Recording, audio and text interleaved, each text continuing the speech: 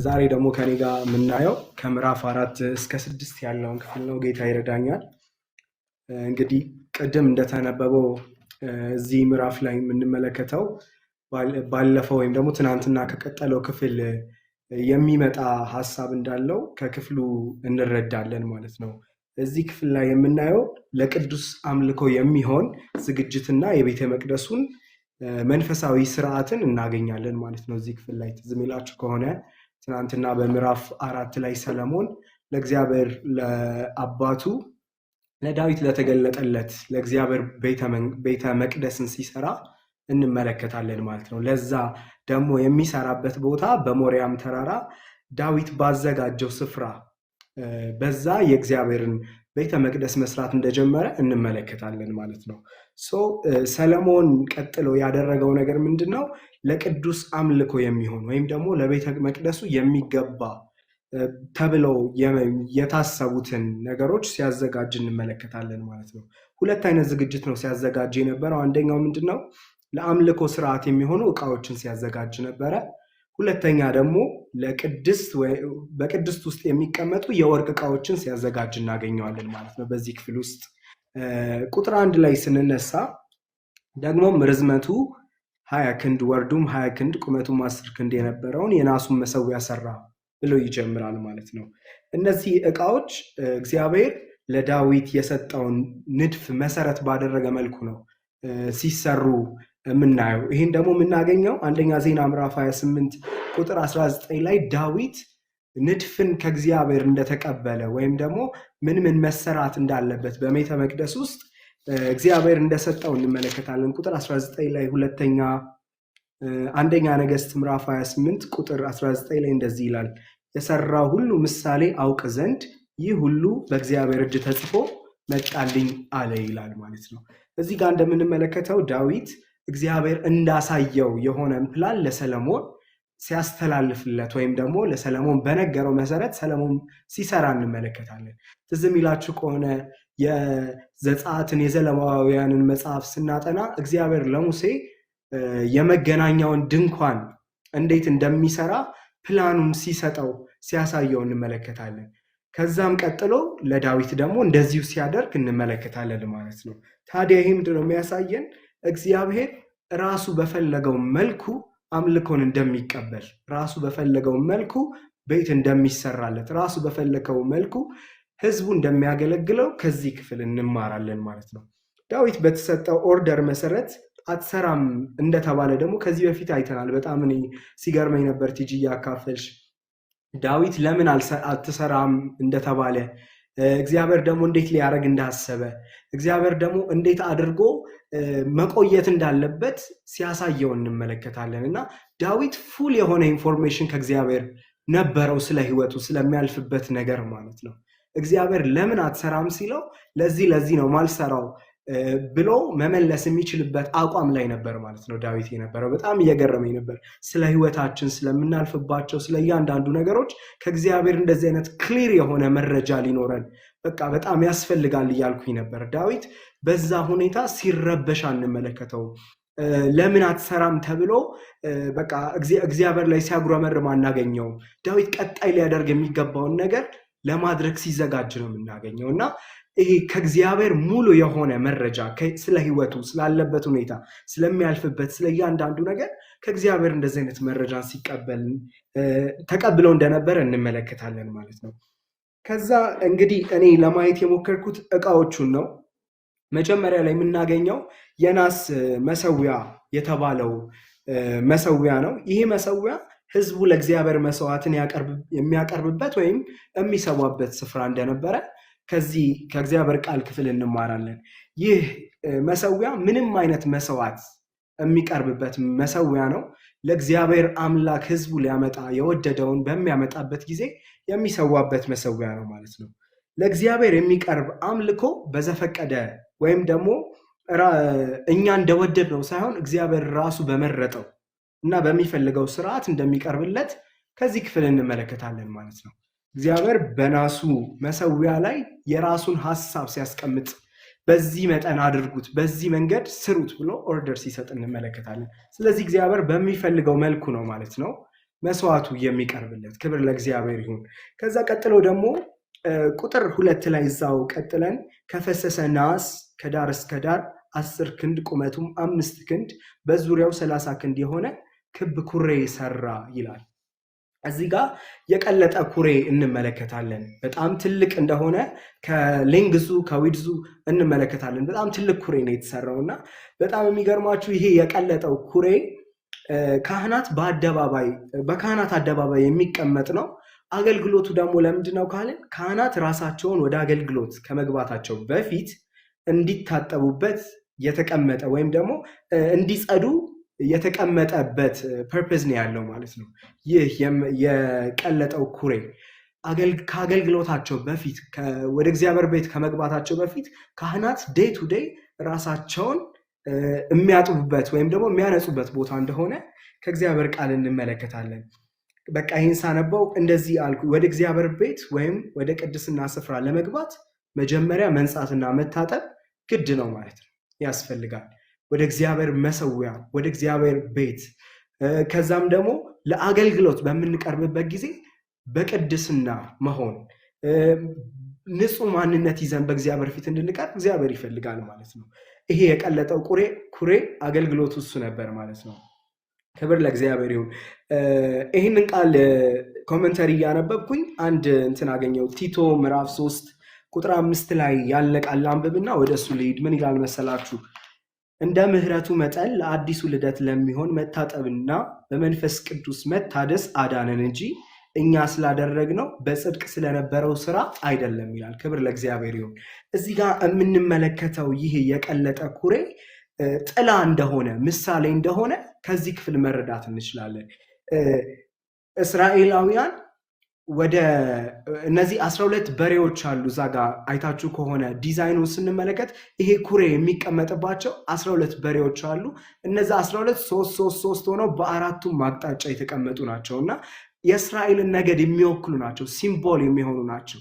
እነዚህን ነገዶች ወክለው ነው ካህናት እዛ ኩሬ ውስጥ ገብተው የሚታጠቡት። መንጻትን አድርገው ነው ወደ እግዚአብሔር መስዋዕትን ለማቅረብ የሚሄዱት ማለት ነው።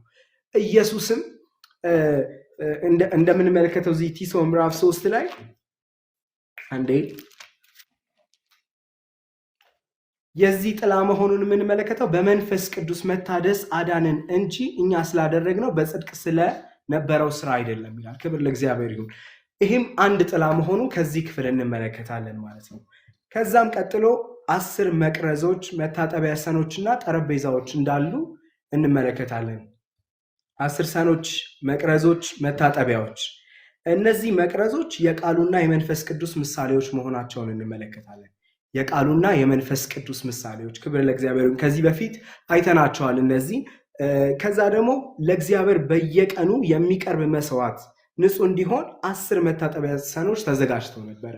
በጣም እየገረመኝ ነበር። ከዚህ በፊት አይተን ከሆነ መገናኛ ድንኳን ላይ 1 ሰንና 1 ገበታ ነበር የነበረው። ነገር ግን እዚህ ጋር የምንመለከተው 10 ሰን፣ 10 መታጠቢያ፣ 10 መቅረዞች እንደነበሩ ነው የምናገኘው። ለምን እንዲሆነ ብዬ እያሰብኩኝ ነበረ። በጣም የሚገርመው አንድ ነገር ያገኘሁት የአምልኮ ስርዓቱን መስፋፋት ያሳየናል። ይሄ እንግዲህ ትዝ የሚላችሁ ከሆነ እነዛ የእስራኤላውያን ነገዶች በምድረ በዳ በነበሩበት ጊዜ እግዚአብሔር የመገናኛ ድንኳንን ስሩልኝ ብሏቸው በመካከላቸው ለመኖር እንደፈለገና ይህ የመገናኛ ድንኳኑ ስርዓት የነበረበት ሲስተም እንደነበረ እናያለን። የመታጠቢያ ሳህኑም አንድ ነበር የነበረው። እዚህ ጋር ግን እንደምንመለከተው እስራኤላውያን አርፈው ተቀምጠዋል። ከዛ ደግሞ የተሰራው በድንኳን ሳይሆን በግንብ የተሰራ እግዚአብሔር ሊኖርበት የወደደው ቦታ ስለነበረ በጣም ወደ 10 እንዲያድግ ሆኗል የመታጠቢያ ሰኑ። እሱ ብቻ ሳይሆን የሚበላበት ንጹህ እንዲሆን የተፈለገው የእግዚአብሔር ገበታና መቅረዞች ራሱ ወደ 10 እንዲሆኑ አድገዋል ማለት ነው። ይህ የሆነው መሰዊያው የክርስቶስ ደም እኛ አንድ ጊዜ ያነጻበትና ሁል ጊዜ ያዳነበት ምሳሌ እንደሆነ እንመለከታለን። ከዚህ በፊት ያየነው መሰዊያ አለ። የመታጠቢያው የናስ መሰዊያውን ተመልክተናል። እዚህ ጋር ያለው የመታጠቢያው ሰን ግን ዕለት ዕለት እኛ በየቀኑ በቃሉና በመንፈሱ እየታጠብን በቅድስና የምናድግበት ምሳሌ እንደሆነ ከዚህ ክፍል እንማራለን ማለት ነው። ይሄ የመታጠቢያው ሰን መብዛቱ ምክንያት አንደኛ ህዝቡ ብዙ ነው፣ ሁለተኛ ደግሞ የሚቀርበው መስዋዕት በንጽህና ወደ እግዚአብሔር እንዲቀርብ በቂ የሆነ ቦታ እንዲኖር ስለተፈለገ እንደነበረ እንመለከታለን ማለት ነው። ክብር ለእግዚአብሔር ይሁን። ለእግዚአብሔር የሚሰጠው መስዋዕት የጠራና የተመረጠ ሊሆን ይገባል። የጠራና የተመረጠ ሊሆን ይገባል። እኔ የምሰጠው መስዋዕት ምን አይነት ነው ብለን እያንዳንዳችን ቼክ ልናደርግ ይገባል ማለት ነው። ምን አይነት መስዋዕት ነው? ህይወቴ ምን አይነት መስዋዕት ነው ለእግዚአብሔር የሚቀርብለት? ዴይሊ የማቀርበው አንዳንዴ የሆነ አቺቭመንት ያደረግነውን ነው የምናስበው። ለእግዚአብሔር ብለን የተሆነውን የሆነ ኦኬዥን እንይዝና ከዛ በኋላ ሌሎች ላይፋችን ዴይሊ የምናደርጋቸው ነገሮች ከቨር ያደርገዋል ማለት ነው።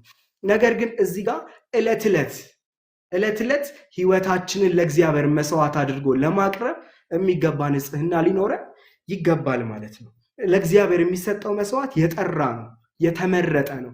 ከዚህ በፊት አይታችኋል። በኩር ሁሉ የኔ ነው ሲል እግዚአብሔር፣ ከዛ ደግሞ የሌዊን ነገድ ሙሉ ሲመርጥ እንመለከታለን። እግዚአብሔር የተመረጠ ነገር ይፈልጋል።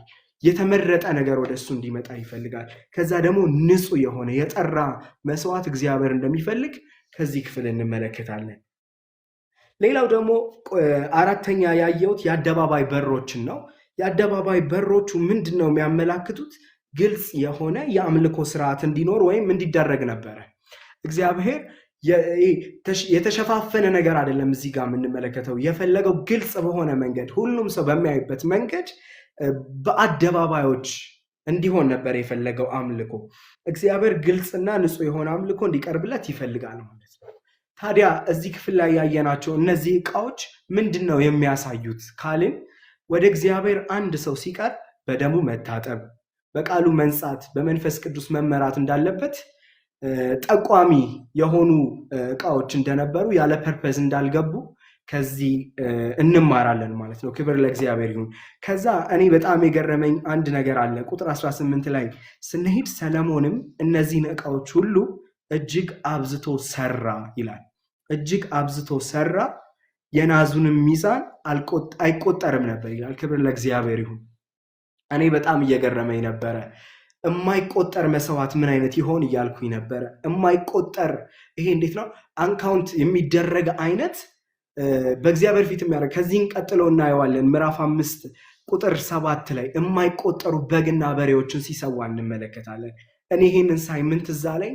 ዳዊት ትዝ የሚላችሁ ከሆነ ወደ ዳዊት ከተማ ታቦቱ ሲመጣ አንድ እርምጃ ታቦቱ ወደ እስራኤል ሕዝብና ወደ ዳዊት ከተማ ሲቀርብ የማይቆጠሩ በግና አውራዎች ይሰዋ ነበረ። ክብሩን ጥሎ ከእስራኤል መዘምራን ጋር ሲዘምር ሚልኮን የናቀችበትን ክፍል እናስታውሳለን። እና እንደዚህ የማይቆጠር የሆነ መስዋዕት ሲሰዋ እንመለከታለን። ይህ ደግሞ ምንን ያሳያል ብዬ ሳስብ የልብ መሰጠትን፣ የልብ መፈለግን ያሳያል። ማለት ለእግዚአብሔር የማይቆጠር አንካውንት የሚደረግ ነገር፣ ከቁጥር ውጭ የሆነ ነገር ሲያደርግ የዚህን ሰው የልብ መሰጠት እንመለከታለን ማለት ነው። ክብር ለእግዚአብሔር ይሁን። ከዚህም ቀጥሎ እናየዋለን የማይቆጠሩት የማይመጠኑትን በግና በሬዎችን ሲሰዋ እናገኘዋለን። በጣም እየገረመኝ ነበር። ሰለሞን ለእግዚአብሔር ቤት የሚሰስተው ነገር አልነበረም ማለት ነው። ከመንግስቱ፣ ከራሱ፣ ከእያንዳንዱ ነገር ጉልበትን፣ ኃይልን፣ ስጦታዎችን፣ የሚያስፈልጉትን እያንዳንዱን ነገሮች ኮሚትድ ሆኖ የሚያስፈልገውን ነገር ሲያደርግ እንመለከታለን። ሌላው ቁጥር 20 ላይ እንደዚህ የሚል ቃል አለ። እንደ ስርዓታቸው ያበሩ ዘንድ፣ እንደ ስርዓታቸው ያበሩ ዘንድ መቅረዞችን፣ ቀንዲሎቻቸውን ከጥሩ ወርቅ ሰራ ይላል። እንደ ስርዓታቸው የሚል ቃል በጣም ልቤን ገዛኝ። እንደ ስርዓታቸው እግዚአብሔር እንደ ስርዓት ነው የሚመለከው፣ ወይም ደግሞ እንደፈለገው እንደወደደው ነው የሚመለከው። እንደ ስርዓቱ እንደፈለገው እንደወደደው ነው እግዚአብሔር እንዲመለክ የሚፈልገው ማለት ነው። እንደ ስርዓቱ። ክብር ለእግዚአብሔር ይሁን። እኔ በጣም እየገረመኝ ነበር ይህን ቃል ሳነበው። እግዚአብሔር ኦርደር ያደረገው የራሱ ስርዓት አለው ማለት ነው እንዲመለክበት የፈለገው። ከዚህ ክፍል ያገኘኋቸው ሀሳቦች እነዚህ ናቸው። ከዛም ቀጥለን ምዕራፍ 5 ላይ እንሄዳለን። አንዴ ይቅርታ ውሃ ልጠጣ። ከዛም ቀጥሎ የምናገኘው ምዕራፍ 5 ላይ ሁለት ሀሳቦችን እናገኛለን። የመጀመሪያው ዳዊት የቀደሳቸውን ዕቃዎች እንመለከታለን። ወደ እግዚአብሔር ቤት መግባታቸው ዳዊት ቀድሶ ያስቀመጣቸው ለይቶ ያስቀመጣቸው እነዛ በወርቅና በብር ያጌጡ የተሰሩ ለእግዚአብሔር ቤት ይሆናሉ ብሎ ዳዊት የለያቸውን ዕቃዎች ሳሙኤል ወደ እግዚአብሔር ቤት ሲያገባቸው እንመለከታለን። ሁለተኛ ደግሞ የምናየው ታቦቱ ከጽዮን ወይም ደግሞ ከዳዊት ከተማ ወደ ተሰራው አዲሱ መቅደስ ሲመጣ እንመለከታለን። ቁጥር 1 ላይ እንደዚህ ይላል፣ እንዲሁም ሰለሞን ስለ እግዚአብሔር ቤት የሰራውን ስራ ሁሉ ተጨረሰ፣ አባቱም ዳዊት የቀደሰውን የብርና የወርቅ ዕቃ ሁሉ ሰለሞን አምጥቶ በእግዚአብሔር ቤት ውስጥ በነበረው ግምጃ ቤት አኖረው ይላል። ክብር ለእግዚአብሔር ይሁን። እነዚህ ዳዊት ቀድሶ ያስቀመጣቸው ዕቃዎች ሜቢ ምን ያህል ዓመት እንደፈጁ አላውቅም፣ ግን የተለዩ ዕቃዎች ነበሩ። ለእግዚአብሔር ብሎ ዳዊት በዘመኑ አትሰራም ቢባል እንኳን በኋላ ልጄ ይሰራዋል ብሎ ያስቀመጣቸው እየሰራ በእግዚአብሔር ቤት ውስጥ በማደሪያው ድንኳን ሲያስቀምጣቸው የነበሩ ዕቃዎች ናቸው። ይህ ምን ያሳየናል ስንል ዳዊት የጀመረውን በልጁ በሰለሞን መፈጸሙን እንመለከታለን። ዳዊት የጀመረው በልጁ በሰለሞን መፈጸሙን፣ ይህ ደግሞ የታማኝነት ምልክት መሆኑን ከዚህ ክፍል እንረዳለን ማለት ነው። ሌላው በጣም በቃ ልቤን የነካኝ እና ደግሞ ሳየው በጣም ያስገረመኝ የታቦቱ ከጽዮን ከዳዊት ከተማ ወደ ተሰራው ወደ አዲሱ መቅደስ መመለስ ነው። ይህ በጣም የሚገርማችሁ በእስራኤል ዘንድ ትልቅ ቀን ነበረ። ቤተ መቅደሱ የተሰራበት በዓል እየተከበረ ነው። ከዛም ደግሞ ይህ የእግዚአብሔር ታቦት ከነበረበት ከመገናኛው ድንኳን የእስራኤል ሽማግሌዎች ተሰብስበው፣ የእስራኤል ሕዝቦች ተሰብስበው እንዲሁም ደግሞ ካህናት የነበሩት የእግዚአብሔርን ታቦት ተሸክመው ወደ አዲሱ ለእግዚአብሔር ወደ ተዘጋጀለት ቤት ይዘውት ሲሄዱ እንመለከታለን። በጣም የሚገርማችሁ ግን አንድ ነገር እዚህ ጋር ያገኘሁት ታቦቱ የሌለበት መቅደስ ባዶ እንደነበረ ተመለከትኩኝ። ታቦቱ የሌለበት መቅደስ ባዶ ነው። ታቦት የሌለበት መቅደስ ባዶ ነው። ይህንን ስንል በጣም የሚገርማችሁ ሰለሞን የሰራው ቤት በጣም የሚያምር ቤት ነው። በጣም ብዙ ኢንቨስት የተደረገበት ቤት ነው። ረጅም ጊዜ የፈጀ ቤት ነው። እግዚአብሔር ሊኖርበት ተብሎ የታሰበ በጣም ሂውጅ የሆነ ቤት ነው። ነገር ግን በውስጡ ያሉት ማቴሪያሎች የተሰራባቸው ኢንግሪዲየንቶች እዛ ውስጥ ያሉ ፐርሰኖች ራሱ ቫሊዩ የሚያገኙት ታቦቱ ሲኖር ነው እንጂ ያለ ታቦቱ ባዶ ነው ያ ቦታ። ይህ ማለት ምን ማለት ነው ብለን ስናይ ኢየሱስ የሌለበትን መንፈሳዊነት ልክ እንደዚሁ ነው። በጣም በቃ የሚቀባባ ነገር ቢኖር፣ ሌሎች ስርዓቶች ቢያጅቡት፣ ሌሎች ስርዓቶች ቢኖሩ የእግዚአብሔር መገኘት ፕሬዘንስ የሌለበት፣ ምክንያቱም የታቦቱን ሲምቦል ቀጥለን እንመለከታለን። ይህ ታቦት የሌለበት ቦታ የእግዚአብሔር ፕሬዘንስን ስለሚወክል፣ ይህ ታቦት የእግዚአብሔርን ፕሬዘንስ ስለሚወክል ማለት ነው። በጣም የሚገርማቸው ኢየሱስን ማዕከላዊ ያላደረገ ህይወት፣ ኢየሱስ ዋነኛ ያልሆነበት መንፈሳዊነት ባዶ ነው። ዝም ብሎ ነው የተለሰነ መቃብር ይላቸዋል ኢየሱስ ፈሪሳውያንን አይቶ። በቃ ሲታዩ በጣም የሚያምሩ ናቸው፣ የተካቡ ናቸው፣ ውበት ያላቸው ናቸው። ነገር ግን ውስጣቸው ባዶ ነው። ልክ እንደዛው ነው ኢየሱስ የሌለበት መንፈሳዊነት፣ ኢየሱስ የሌለበት ስርዓት፣ ኢየሱስ የማይገኝበት ማዕከላዊ ያልሆነበት ስርዓት ልክ እንደዚሁ ባዶ ነው። አይታችሁ ከሆነ ቁጥር 10 ላይ እንደዚህ የሚል ቃል አለ። እግዚአብሔር ከእርሱ ጋር ቃል ኪዳን ባደረገ ጊዜ ሙሴ ከኮሬብ ካስቀመጣቸው ከሁለቱ ጽላቶች በቀር ምንም አልነበረበትም ይላል። ዲስ ሚንስ እነዚህ ሁለቱ ጽላቶች የሚወክሉት እግዚአብሔር ከህዝቡ ጋር ያለውን ግንኙነት በስሜት ሳይሆን በቃል ኪዳን ላይ የተመሰረተ እንደነበረ የሚያሳዩ ማስረጃዎች ናቸው። ይሄ ታቦት ውስጥ የነበረው የእግዚአብሔር ቃል ኪዳን ታቦት ነው።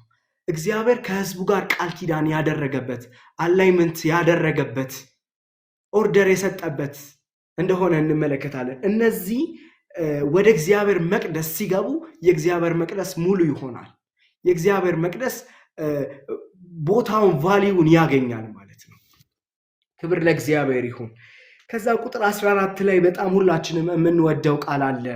የእግዚአብሔር ክብር የእግዚአብሔርን ቤት ሞልቶት ነበርና ካህናቱ ከደመናው የተነሳ መቆምና ማገልገል አልተቻላቸውም ይላል። መቆምና ማገልገል አልተቻላቸውም ይላል። በጣም እየገረመኝ ነበረ። የእግዚአብሔር መገኘት እንደዚህ እዚህ ጋር የተገኘው የእግዚአብሔር መገኘት ሸካይና የሆነ የእግዚአብሔር ግሎሪ እንደሆነ እንመለከታለን። ሸካይና ማለት ምን ማለት ነው? የእግዚአብሔር የሚታይ መገኘት ወይም ደግሞ የተገለጠ የእግዚአብሔር ክብር ማለት ነው። ክብር ለእግዚአብሔር ይሁን። በእንደዚህ አይነት መልኩ እግዚአብሔር የተገለጠባቸውን ስፍራዎች እናገኛቸዋለን።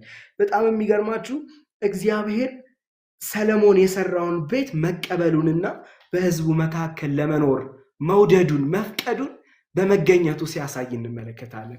ክብር ለእግዚአብሔር ይሁን። እግዚአብሔር በእስራኤል መካከል ለመኖር መውደዱን ይሄም ቤተ መቅደስ ውስጥ ለመኖር መፈለጉን በእግዚአብሔር በእንደዚህ አይነት ታንጀብል በሆነ በተገለጠ የእግዚአብሔር መገኘት እስራኤላውያንን ሲያገኛቸው እንመለከታለን።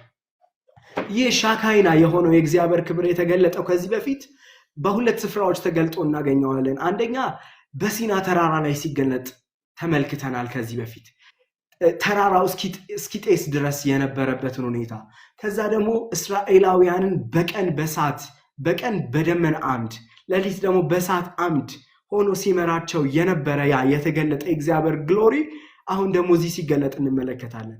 እዚህ የነበሩት በሰለሞን ዘመን የነበሩት እነዚህ ሰዎች ይህንን ታሪክ በታሪክ መልክ ነበር የሚያውቁት። አባቶቻችንን እኮ እግዚአብሔር በደመና መርቷቸዋል፣ በእሳት አምድ ሌሊት መርቷቸዋል፣ በሲና በሚባል በዛ በምታዩት ተራራ እግዚአብሔር እኮ ተገልጦ ነበር ብለው የሚያወሩት ታሪክ ነበር። አሁን ግን እግዚአብሔር እዚህ ጋር በተገለጠ ማንነቱ ሃሌሉያ በቃ ራሱን እንደ አዲስ ሲገልጥ እንመለከታለን።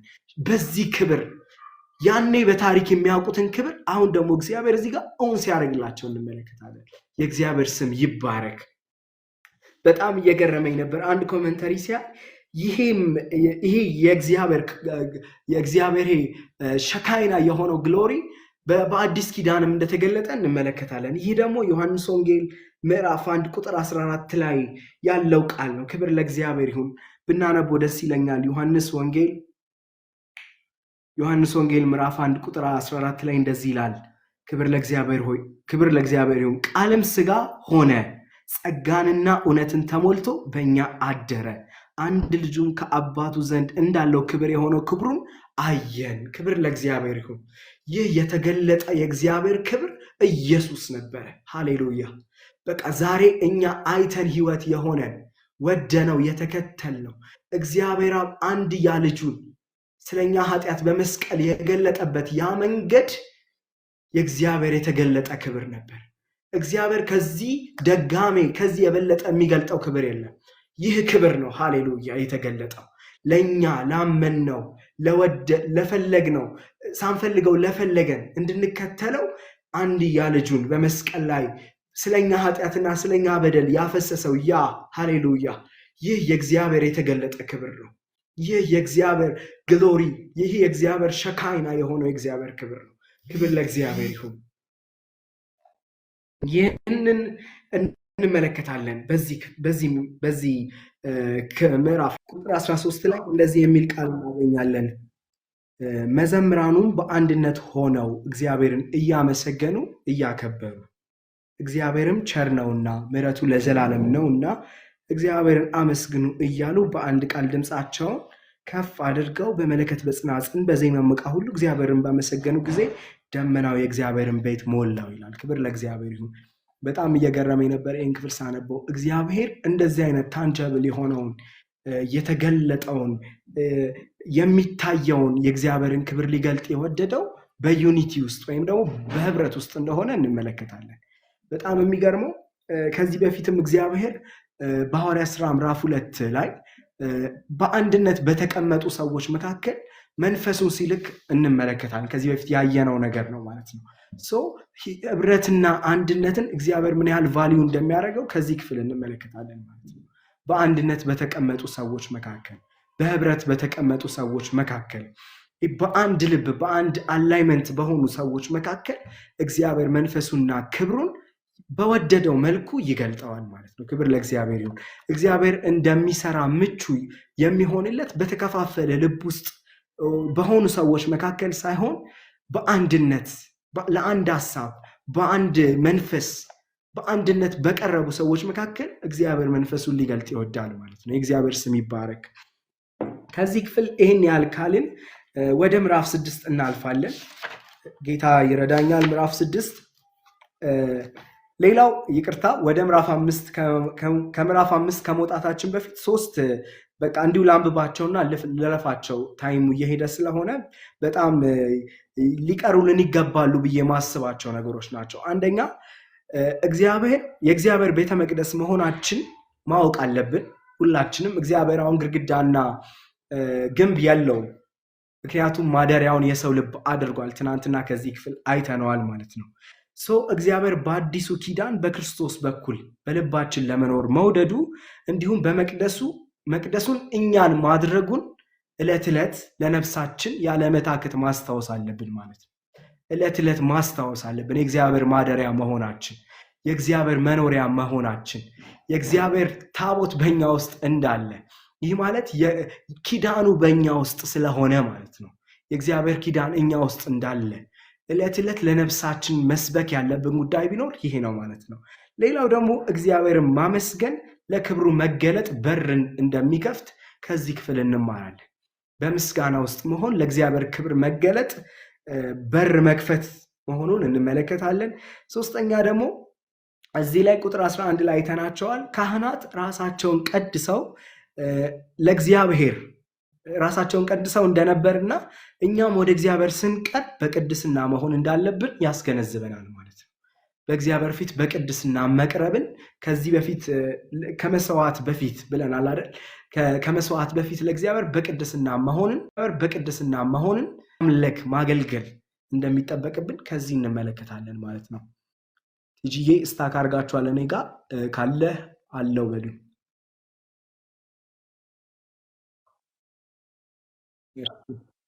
ወደ ምዕራፍ 6 እናልፋለን። ምዕራፍ 6 ላይ የምናየው የሰለሞንን ጸሎት ነው። የሰለሞንን ጸሎት ነው የምንመለከተው። በጣም የሚገርመው ከዚህ በፊት ይህንን ክፍል አይተነዋል። በመጽሐፍ ቅዱስ ውስጥ ካሉ ረጅምና ጥልቅ ትርጉም ካላቸው ጸሎቶች ውስጥ አንዱ ነው ይህ የሰለሞን ጸሎት ማለት ነው። በጣም የሚገርማችሁ የሰለሞን ጸሎት ቁጥሩ 42 ነው። የጸለያቸውም ጸሎቶች ከዚህ በፊት አይተናቸዋል የነገስት መጽሐፍን ስንመለከት ማለት ነው። እኔ ከፋፍዬ ነው ያየዋቸው። የመጀመሪያው የእግዚአብሔርን ታማኝነት የሚያነሳበት ጸሎት ክፍል፣ ይህ ደግሞ ከቁጥር 1 እስከ 11 ባለው ውስጥ እናገኘዋለን። የእግዚአብሔርን ታማኝነት ቁጥር 4 ላይ እንደዚህ ይላል፣ ለአባቴ ለዳዊት በአፉ የተነገረ በእጁም የፈጸመ የእስራኤል አምላክ እግዚአብሔር ይባረክ ይላል። ክብር ለእግዚአብሔር ይሁን። ለአባቴ የተናገረውን የፈጸመ እዚህ ጋር የሚያሳየው የእግዚአብሔርን ታማኝነት ነው። ሰለሞን ጸሎቱን የጀመረው እግዚአብሔር የገባውን ቃል እንዴት እንደጠበቀ በመመስከር ነው። እግዚአብሔር ቃል ኪዳን ፈጻሚ መሄድ ምዕራፍ 6 ላይ ካለው ጀምሬ ልቀጥል። ያው ምዕራፍ 6ን እንደጀመር ነው የሰለሞን ጸሎትን እናገኛለን። ይሄ የሰለሞን ጸሎት በመጽሐፍ ቅዱስ ውስጥ ካሉ ረጅም እና ጥልቅ ትርጉም ካላቸው ጸሎቶች ውስጥ አንዱ ነው። በጣም ከዚህ በፊት አይተነዋል። ይህንን ክፍል በጣም የተወደደ ክፍል ነው። ሰለሞን በእግዚአብሔር ፊት ያቀረበው ጸሎት ነው። በቁጥር ከፋፍዬ በሀሳብ ከፋፍዬ ነው ያየዋቸው። መጀመሪያ የእግዚአብሔር ታማኝነትን የሚናገርበት ከቁጥር 1 እስከ 11 ባለው ምዕራፍ 6 ክፍል ውስጥ ስለ እግዚአብሔር ታማኝነት ሲያነሳ እንመለከታለን። ሰለሞን እግዚአብሔር ለአባቱ ለዳዊት ያደረገውን ነገር እያነሳ በሱ እጅ ደግሞ እንደተፈጸመ ለእግዚአብሔር እያወሳ ሲናገር እንመለከታለን። እግዚአብሔር በሕይወቱ ያደረገለትን ሲናገር እናገኘዋለን ማለት ነው። በጣም እየገረመኝ ነበር። ለአባቱ ለዳዊት የገባውን ቃል እንዴት እንደጠበቀ ቴስቲፋይ ነው እያደረገ ያለው። በቃ እየመሰከረ ነው ለእግዚአብሔር አድርገሃል፣ ልክ ነው እያለ ማረጋገጫ ለእግዚአብሔርና ለሕዝቡ ሲሰጥ ምስክርነት ሲሰጥ እንመለከታለን። ምስክርነት ያለው ጸሎት በእግዚአብሔር ፊት ሲያቀርብ እንመለከታለን። የእግዚአብሔር ስም ይባረክ። ምን ያህል ጸሎቶቻችን እንደዚህ ናቸው ብላችሁ ታስባላችሁ? እግዚአብሔር ላደረገው ነገር ምላሽ የሚሰጡ ምስክር የሚሆኑ አዎ አድርገሃል የሚሉ አዎ መልሰሃል፣ አዎ ትክክል ነው የሚሉ መሆናቸው ምን ያህል ጸሎቶቻችንን ቼክ እንድናደርግ በእግዚአብሔር ቃል ሞግታችኋለሁ። ሌላው ደግሞ ቤተ መቅደሱን በራሱ ጥረት እንዳልገነባው ሜንሽን ሲያደርግ እናየዋለን። እዚህ ጋር በራሱ ኃይል በራሱ ጉልበት ቁጥር ስንት ላይ መሰላችሁ? ያ ቁጥር 2 ላይ በእጁ የፈጸመ የእስራኤል አምላክ እግዚአብሔር ይባረክ ይላል። የሰለሞን ጸሎት የእግዚአብሔርን ታማኝነት ሜንሽን የሚያደርግ እንደነበረ ከዚህ ክፍል እንመለከታለን። ለአባቱ ለዳዊት እግዚአብሔር ያደረገውን ነገር እያነሳ በእጁ ደግሞ እንደፈጸመው እግዚአብሔር እንዳደረገው ይህንን የሚናገርበት ክፍል እንደነበረ እናያለን። ምክንያቱም የእግዚአብሔርን ቃል እንዴት እንደተጠበቀ ለሕዝቡ ይመሰክራል፣ እግዚአብሔር ታማኝ መሆኑን። የሰለሞን ጸሎት ወደ እግዚአብሔር የሚቀርብ ቢሆንም ለሰዎቹ ደግሞ የምስክርነት ጸሎት እንደሆነ እንመለከታለን። እዚህ ላይ የምስክርነት ጸሎት እግዚአብሔር ማድረጉን፣ እግዚአብሔር መቻሉን፣ እግዚአብሔር ለዳዊት የተናገረው በሱ ዘመን ደግሞ መፈጸም መቻሉን ቴስቲፋይ የሚያደርግ አይነት ጸሎት እንደነበረ እንመለከታለን። በጣም እየገረመኝ ነበረ። ምን አይነት ጸሎት ነው የሰለሞን ጸሎት? ምስክርነት ነው ሁላ ለሰው ቁጭ ብሎ ሲደመጥ ምስክርነት የሆነ ጸሎት እንደነበረ ለአባቴ ለዳዊት ተናግሮ ነበረ፣ ከዛ ደግሞ ለእኔ ፈጸመ የሚል ክብር ለእግዚአብሔር ይሁን። ጸሎቶቻችን እግዚአብሔርን ይመሰክራሉ ወይ? እግዚአብሔር ያደረገውን ቴስቲፋይ ያደርጋሉ ወይ? የእግዚአብሔርን ስራ ያወራሉ ወይ? ይህን እያልኩኝ ነበር አይ ቲንክ የተቋረጥኩት። ክብር ለእግዚአብሔር ይሁን። እንደዚህ አይነት ጸሎቶችን መጸለይ እግዚአብሔር እንድንችል ይርዳን። ከዚህ ቀጥሎ ደግሞ የሰለሞን ጸሎት ምንን ያሳያል? ቤተ መቅደሱን በራሱ ጥረት እንዳልገነባው ሜንሽን ያደርጋል። ጸሎቱ ራሱ ቤተ መቅደሱ በሱ እጅ ሙሉ በሙሉ እንዳልተገነባ ቅድም ያየነው ቁጥር ላይ እግዚአብሔር በእኔ እጅ ፈጸመ፣ በእጄ የፈጸመ ይላል። የተናገረውን በእጄን ፈጸመው ይላል። እጄን ተጠቀመበት ይለዋል። እዚህ ጋር ለመፈጸም ግብአት እንደሆን አደረገኝ እንጂ እኔ አይደለሁም የፈጸምኩት የሚል ይሄ ለእግዚአብሔር ክሬዲቱን አሳልፎ የሚሰጥበትን አይነት የጸሎት አቋምና ልብ እዚህ ጋር እንመለከታለን። በጣም ይሄ ልብ ማረከኝ። እግዚአብሔር በህይወቱ ስላደረገው ነገር በሙሉ ምስጋና የሚሰጠው ለራሱ ለእግዚአብሔር ነው። እኔ የሚል ማንነት ጸሎት ውስጥ አናገኝም። እኔ ያደረግኩት የሚል አይነት ድምፅ ጸሎት ውስጥ አይገኝም። ክብር ለእግዚአብሔር ይሁን። እንደዚህ አይነት ጸሎት ይብዛልን። ይሄ የሚጸልየው ለእግዚአብሔር ነው፣ ግን ለእኛም እዚህ ጋር ለትምህርታችን ተጽፏል። ከዛ ደግሞ ህዝቡ ራሱ የሚያደምጠው አይነት ጸሎት ነበር የነበረው። ክብር ለእግዚአብሔር ይሁን። በራሴ በእጄ ኃይል ያመጣልኝ የሚለው ነገር አልነበረም። ሰለሞን ሙሉ በሙሉ ለእግዚአብሔር ክሬዲቱን ይሰጥ ነበር። የእግዚአብሔር ስም ይባረክ። ከዛም ቀጥሎ የምንመለከተው ከቁጥር 12 እስከ 21 ያለው ደግሞ የእግዚአብሔርን ታላቅነት የሚያውጅበት የጸሎት አይነት እንደሆነ እንመለከታለን። ከቁጥር 12 እስከ 21 ማለት ነው። በጣም የገረመኝ ነበረ። ቲጂዬም ቅድም ስታነበው ፈገግ እያለች ነበር። ቁጥር 18 ላይ እንደዚህ የሚል ቃል አለ። በእውኑ እግዚአብሔር ከሰው ጋር በምድር ላይ ይኖራልን? በቃ በጣም ማረከኝ ይህ ቃል። እነሆ ሰማይ ከሰማያትም በላይ ያለ ሰማይ ይይዝ ዘንድ አይቻልም። ክብር ለእግዚአብሔር ይሁን። ክብር ለእግዚአብሔር ይሁን። በጣም የሚገርመው እግዚአብሔር ሰለሞን በሰራው መቅደስ ውስጥ ብቻ መቅደስ ውስጥ ቢገለጥም ፕሬዘንሱን በሙላት ቢገልጥም በዓለማት ሁሉ የማይወሰን በሁሉ ቦታ የሚገኝ መሆኑን በሚገባ እንደተረዳ በዚህ ጸሎት ውስጥ እንመለከታለን። እግዚአብሔር ሆይ እኔ ምሰራልህ ቤት ውስጥ አንተ ብቻ በዛ ተወስነ የምትኖር አይደለህም። እኔ በምሰጥ ስፔስ የምትኖር አይደለህም። ይህ በእውነት እንደው በውኑ ይላል። በቃ እየተገረመ ነው የተሰራው ስራ ከእግዚአብሔር ትልቅነት አንጻር ሲመለከተው በውኑ እግዚአብሔር ከሰው ጋር በምድር ላይ ይኖራልን አለ። ክብር ለእግዚአብሔር ይሁን። የእግዚአብሔርን ይሄ የማይወራረሱ ባህሪያትን ሲጠቅስ እንመለከታለን። ኦምኒ ፕሬዘንት መሆኑ፣ በሁሉ ቦታ የሚገኝ መሆኑ፣ ማደሪያ እራሱ በጣም የሚገርመው ሁለቴ ቁጥር 21 ላይ እንዲሁም ደግሞ ቁጥር 39 ላይ ሜንሽን የሚያደርገው ነገር አለ። ምን ይላል? በማደሪያ ሆነ ስማ ይላል። እኔ የምሰራልህ ቤት አይደለም ማደሪያ እያለ እንደነበረ ከዚህ እንመለከታለን። በቃ ማደሪያ ላይ ሆነ ስማ። ቤት እኮ ሰርቶለታል፣ ፕሬዘንሱን ገልጦበታል እግዚአብሔር። ግን ሰለሞን እግዚአብሔር በዛ ብቻ የሚያዝ አምላክ እንዳልሆነ ያውቅ ነበር ማለት ነው። ክብር ለእግዚአብሔር ይሁን። ከዛ ሌላው እዛው ከቁጥር 12 እስከ 21 ባለው ውስጥ አንድ ሐሳብ እናገኛለን። የጸሎቱ ዓላማ ይሄ ዓላማውን ሲያሳየው እንመለከታለን። ሰለሞን ሲጸልይበት የነበረው። ቤተ መቅደሱ የእግዚአብሔር ልዩ ትኩረትና ጸሎት መሰሚያ ስፍራ እንዲሆን ፕላን አድርጎ ሲጸልይ እንደነበር እንመለከታለን። እግዚአብሔር በሙላት ክብሩን ገልጦበታል። ግን እግዚአብሔር በዛ ቦታ የሚደረጉትን ነገሮች ሁሉ በልዩ ትኩረት እንዲመለከት፣ ጸሎቶችን እንዲሰማ በጣም በቃ ስፔሲፊክ አድርጎ ሲጸልይ እንመለከታለን። ከዚህ በኋላ ያሉትን ቁጥሮች ማለት ነው። በጣም የሚገርመው ደግሞ ከቁጥር 22 እስከ 42 እስከ መጨረሻው ያለ ደግሞ በሰባት አይነት ሁኔታ ውስጥ ላሉ ነገሮች የቀረበ ጸሎት ነው የምንመለከተው። ሰባት አይነት ነገሮች አሉ። አንደኛ ምንድነው? በባልንጀራ ላይ በደል ቢደርሳል።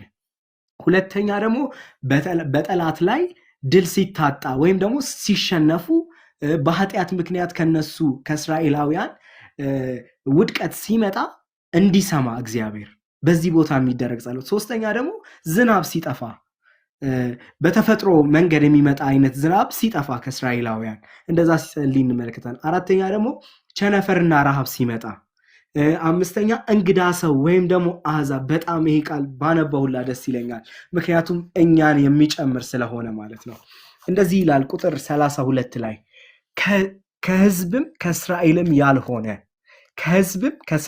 ያልሆነ እንግዳ ስለ ታላቁ ስም ስለ ብርቱ እጅ ስለተዘረጋው ክንድ ከሩቅ አገር በመጣ ጊዜ መጥቶም ወደዚህ ቤት በጸለየ ጊዜ አንተ በማደሪያ በሰማይ ስማ። ሃሌሉያ! አንተ በማደሪያ በሰማይ ስማ። የምድር አሕዛብ ሁሉ ስምን ያውቁ ዘንድ እንደ ሕዝብም እንደ እስራኤል ይፈሩ ዘንድ በዚያም በሰራህባት ቤት ስምህ እንደተጠራ ያውቁ ዘንድ እንግዳው የሚለምንን ሁሉ አድርግ ይላል። ክብር ለእግዚአብሔር ይሁን። ሌላው አሕዛብ ወገኖች መጥተው በሰለሞን ቤተ መቅደስ ጸሎቶቻቸውን ምናልባት እኮ እግዚአብሔር የማይመለከት እግዚአብሔርን አድሬስ የማያደርጉ ጸሎቶች ሊሆኑ ይችላሉ። እነዚህ ጸሎቶች ግን አንተ በእስራኤል አምላክ እንደሆንክ ይታወቅ ዘንድ እነዚህን ጸሎቶች ስማ ይለዋል። ክብር ለእግዚአብሔር ይሁን። ሌላው ደግሞ ስድስተኛ ለጦርነት ሲወጡ ምሪትን ለመጠየቅ በሚወጡበት ጊዜ ስማቸው ይለዋል እዚህ ጋር ሰለሞን ማለት ነው። የመጨረሻው ደግሞ በኃጢአት ምክንያት ተማርከው ሲሄዱ፣ በኃጢአት ምክንያት ወደ ሌላ ሀገር ተሰደው ሲሄዱ፣ በባርነት ምድር ሲሆኑ ከዛ በጣም ይገርማል። ቁጥር 39 ላይ ጸሎታቸውና ልመናቸውን በማደሪያ ሆነ ስማ ይላል። በዛ ህዝብ ባልሆኑበት ህዝብ መሃል ሆነው ተቀምጠው እንኳን ሩቅ ቢሆኑ ቅርብ ሆነው ቢማረኩ በተማረኩበት ስፍራ ግን አንተ ከማደሪያ ሆነ ጸሎታቸውን ስማ። ቢመለሱ ፊታቸውን ቢያቀኑ ወደ አንተ ቢመለሱ ይለዋል። ክብር ለእግዚአብሔር ይሁን። ለእነዚህ ጸሎቶች ሁሉ የተደረገ ልመናን የሰለሞን ጸሎት ሲቀርብ እንመለከታለን። በጣም የሚገርማችሁ ሰለሞን አንድ ሜንሽን ያደረገው ነገር አለ። ቁጥር 36 ላይ ኃጢአት የማይሰራ ሰው የለምና ወይም ደግሞ ምን ይላል? የማይበድል ሰው የለምና አንተም ቢበድሉ ተቆጥተ ለጠላት አሳልፈ ብትሰጣቸው ይላቸዋል። ይህን ቃል እንመለከታለን። በጣም እየገረመኝ ነበረ ሰለሞን ይህን ማንሳቱ፣ ይህን በማለቱ የሰውን ልጅ ደካማነትና የእግዚአብሔርን ይቅር ባይነት አጉልቶ የሚያሳይ ጸሎት እንደነበረ እንመለከታለን። እግዚአብሔራዊ አንተ ትምራለህ የሚል ሃሌሉያ። አንተ ምሕረትን ማድረግ ትችላለህ። አንተ መሐሪ ነህ። ሰው መበደሉ አይቀርም፣ ግን ምሕረትን ታደርጋለህና ስማ ይለዋል። የማይሰራ የለም፣ የማይበድል የለም፣ ግን አንተ ከዚህ መቅደስ በሚጸለይ ጸሎት እንድትሰማቸው። ይሄ መቅደስ ማዕከለኛ ሆኖ በህዝቡና በእግዚአብሔር መካከል ማዕከለኛ ሆኖ ለእግዚአብሔር ጸሎትን የሚያቀርቡበት ቦታ ሆኖ አድሬስ ሲደረግ እንመለከታለን ማለት ነው። በጣም እየገረመኝ ነበረ። ሌላው ደግሞ በጣም በቃ ልቤን የነካኝና የገዛኝ ነገር እንደ መጨረሻ ማነሳው ሀሳብ ምንድነው? ቤተ መቅደሱ የመስዋዕት ቤት ብቻ ሳይሆን የጸሎት ቤት እንዲሆን ሲጸልይ እንመለከታለን። የጸሎት ቤት፣ የፌሎሺፕ ቤት። ድምፄ ይሰማል አይደል? የጸሎት ቤት፣ የፌሎሺፕ ቤት እንዲሆን ሲጸልይ እንመለከታለን። በጣም ገረመኝ። በቃ እነዚህ ሰዎች ለእግዚአብሔር በግ እየጎተቱ መጥተው ለኃጢአታቸው ስርየት እንዲፈጸምላቸው ብቻ መጥተው አርደው እንዲሄዱ ተምረሃል ተብለው እንዲሄዱ ብቻ ሳይሆን ከእግዚአብሔር ጋር ፌሎሺፕ እንዲያደርጉ፣ እንዲሰማቸው፣ እንዲያደምጣቸው፣ እነሱም የልባቸውን ሐሳብ በእግዚአብሔር ፊት እንዲገልጡ፣ ህብረት እንዲያደርጉ። ክብር ለእግዚአብሔር ይሁን። ይህንን እንዲያደርጉ ሲጸልይ እንመለከታለን። የሰለሞን ጸሎት በጣም የሚገርም ጸሎት ነው። በቃ ጉዳይ አስፈጽመው ብቻ እንዳይመለሱ፣ የሆነ ነገር ብቻ አድርገው እንዳይመለሱ ሲያውጅ እንመለከታለን። በጣም ደግሞ የሚገርማችሁ ይሄን 42 ቁጥር ሙሉ ሰለሞን በምን አይነት ሁኔታ ነበር ሲያቀርበው የነበረው ካላችሁ ቁጥር 12 ላይ 5 ክንድ ቁመቱም 3 ክንድ የሆነ የናስ መደገፊያ ሰርቶ በአደባባዩ መካከል ተክሎት ነበረ። በላዩ ቆመ፣ በእስራኤል ጉባኤ ሁሉ ፊት በጉልበቱ ተንበርክኮ እጅ ነስቶ በቃ እጁን ወደ ሰማይ ዘርግቶ በጣም እየገረመኝ ነበረ። የንጉሱ መንበርከክ፣ በህዝብ ፊት መንበርከክ፣ በዛ ሁሉ ሰራዊት፣ በዛ ሁሉ በሚፈሩት በሚንቀጠቀጡለት ንጉሳችን ብለው በሾሙት ፊት መንበርከኩ ከሱ በላይ ንጉስ እንዳለ፣ ከሱ በላይ ስልጣን እንዳለ፣ ከሱ በላይ ጌታ እንዳለ ያሳየበት መንገድ እንደሆነ ከዚህ እንመለከታለን። በእስራኤል ላይ የሚገዛ እኔ አይደለሁም ከኔ በላይ አካል አለ ማለት ነው። የሚመራኝ አለ ማለት ነው። የሚያስተዳድረኝ አለ። እናንተ ብቻ ለእኔ አትሰግዱልኝም፣ እኔም የምሰግድለት አለ። ጉልበቴን የማዋረድለት አለ፣ ወረድ ምልለት አለ፣ ክብር የምሰጠው አለ እያለ በቃ ለእግዚአብሔር ያለውን ኮሚትመንትና መታዘዝ ሲያሳይ እንመለከታለን ማለት ነው። እንደ ኮንክሉዥን እግዚአብሔር ከህዝቡ ጋር ለመነጋገር የፈጠረው ድልድይ እንደሆነ ይህ ቤተ መቅደስ እንመለከታለን። እግዚአብሔር ከህዝቡ ጋር ለመነጋገር ፌሎሺፕ ለማድረግ ሰለሞንን ምክንያት በማድረግ እግዚአብሔር የሰራው ቤተ መቅደስ እንደሆነ እንመለከታለን። ዛሬም ደግሞ በአዲሱ ኪዳን ክብር ለእግዚአብሔር ይሁን፣ ሰው ከእግዚአብሔር ጋር እንዲነጋገር መካከለኛ የሆነ ሰው ከእግዚአብሔር ጋር እንዲገናኝ መሀል ላይ የተገኘ እግዚአብሔርና ሰውን ሊያስታርቅ የተገባው ክብር ለእግዚአብሔር ይሁን። እንደ ሰውም እንደ እግዚአብሔርም ንጹህ። በጣም የሚገርማችሁ ከዚህ በፊት የቀረቡት መስዋዕቶች ንጹህ ሊሆኑ ይችላሉ፣ ግን የሚሰዋው ፐርሰን ንጹህ ላይሆን ይችላል። ወይም ደግሞ የሚሰዋው ፐርሰን ንጹህ ሆኖ ንጹህ ያልሆነ መስዋዕት ሊቀርብ ይችላል። ነገር ግን ይህ መስዋዕት ሃሌሉያ እግዚአብሔር ደስ ያሰኘ መስዋዕቱም ንጹህ፣ የሚሰዋውም ንጹህ፣ በእግዚአብሔር ፊት ለዘላለም ተቀባይነት ያገኘ መስዋዕት እርሱም ጌታችን ኢየሱስ ክርስቶስ ይባላል። ከእግዚአብሔር ጋር ለመገናኘት ወደ እግዚአብሔር ለመቅረብ የእግዚአብሔርን ሐሳብ ለመረዳት እግዚአብሔርና ሰው መካከለኛ የሆነ የናዝሬቱ ኢየሱስ ይባላል። ክብር ለእግዚአብሔር ይሁን። በእኔ በኩል የተዘጋጀሁት ይሄን ነበረ። ያው በጣም ሶሪ ኔትወርክ ስለበጠበጣችሁ። አይ ቲንክ የኔ ኔትወርክ ነው፣ ግን እግዚአብሔር እንደተናገራችሁ አስባለሁ። ጌታ ኢየሱስ አብዝቶ ይባርካችሁ። ትጅዬ ተባረኩልኝ። ስልኬ ትንሽ ስለሚያስቸግር ነው።